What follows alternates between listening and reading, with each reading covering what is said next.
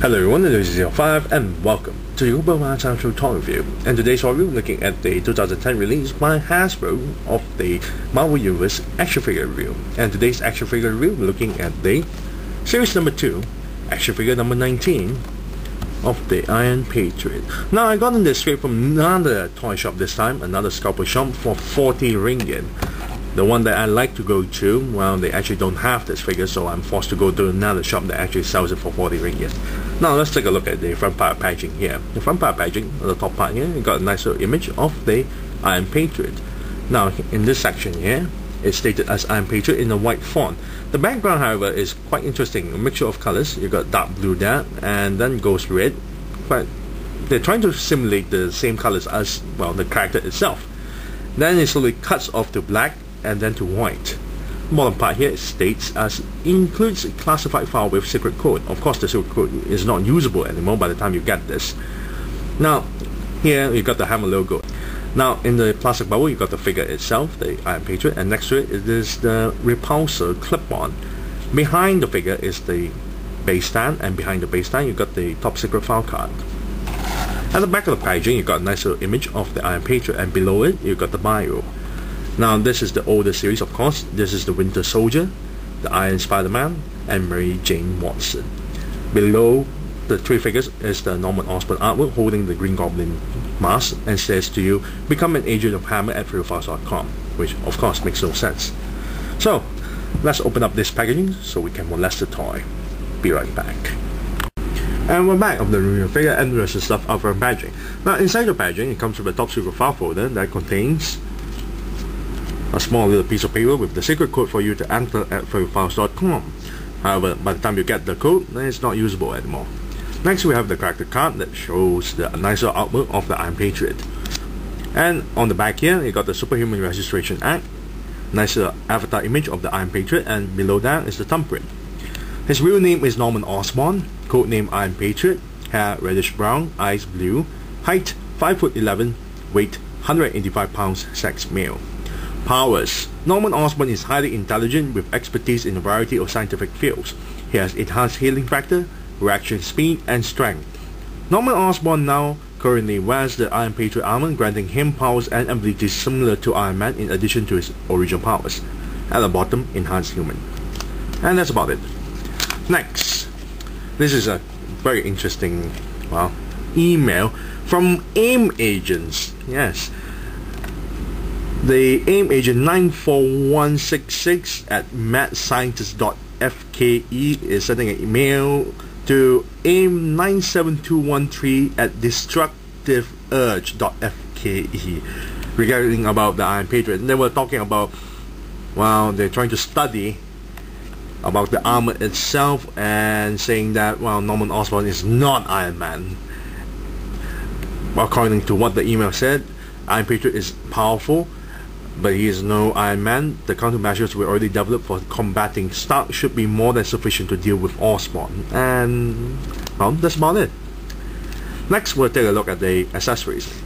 Now, it comes with a base stand here. This is a base stand with the marble wood embedded on top. And there's two pegs for the figure to stand on. There's two holes at the bottom of the feet to plug it in. Next, at the bottom here, imprinted Iron Patriot. And next to it is 019. On the other side is stated 2009 Hasbro, trademark at 2010 Marvel, made in China. And that's about it. Next we have the clip-on repulsor blast. You can see the clip-on there, nicely done with the sculpt itself. And all you have to do is just clip on at the wrist there, like so. It's a bit tight though. And you have to be careful with the paint job as it won't, well, chip off the paint job. As you can see, very nicely done. Now let's take a look at the figure's paint job. Now I really like the paint job. It's really nice and has a lot of colors. You got silver, blue, and red going on. The eyes are painted in orange. Yes, orange. Very nicely done with the paint job. The bottom of the boots itself is also painted in slightly pinkish colors, so that's the repulsor palms now. Very nice. I really like the entire paint job. It looks very nice. Very nice indeed. Very shiny. However, it's not perfect. There are some chips here. I notice there's a chip there. The face paint job, however, is a bit sloppy, especially on the black lines there. Sort of smudged up a little bit onto the face, the silver face paint job there. But otherwise, the entire body is quite nicely done. Really, really nice.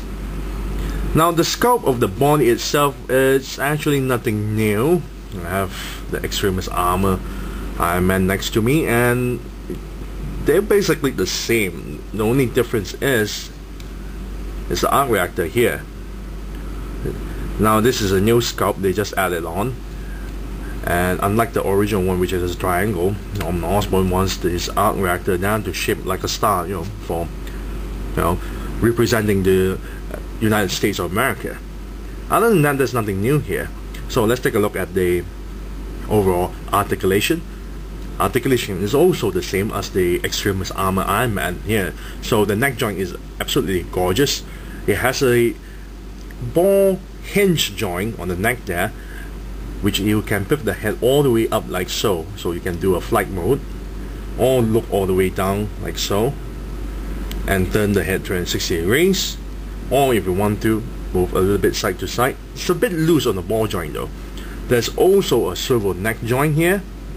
Yes, but it's really hard to turn, unlike the Extremis armor. Now the torso here is a bit loose, but it can turn 360 degrees and move forward and backwards. As you can see, this is a bit loose. So the shoulder joint here actually can turn 360 degrees, and the shoulder flaps here can go inward and outward. Upper bicep joint here can turn 360 degrees. Elbow joint here can bend this far. Wrist joint here turn 360 degrees. Her hip joints, you notice that he has oversized thighs just like the Extremis armor Iron Man. So you can move forward, back a little bit, go to the sides. And has a swivel type, but it only goes left and right, like so, just like the original figure. And double jointed knee that actually don't bend that far, you notice. And the ankle joint, which can pivot downwards a little bit, but you have to work around with it, and pivot upwards a little bit and turn 360 degrees. And that's about it. Overall, I like the paint job, but the figure itself is nothing new, and I wish Hasbro would just make a new sculpt of it, because it doesn't represent this armor at all. It's totally different. Even the paint job is a bit different. Well, at least the location, you notice the tie there. So I really wish Hasbro actually came up with a new figure rather than repaint a figure, because this is not very accurate to Iron Patriot at all. Not very accurate. But it's still a nice figure, and I really like the shininess of the figure itself and the amount of paint job colors they apply onto the figure. Very colorful, very nice. But the joints are a bit weak, especially on the hinge and the ball joint on the neck and the torso here. You notice it's very weak. The paint and the smudges on the face is, I'm a little bit disappointed on this part here, and there's some paint chips here and there, but it's still okay. This figure is still not very nice.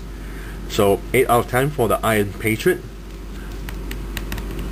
Very nice figure, but not totally perfect. So 8 out of 10. I thank you all for watching. This is Lucy05, and I'm signing off.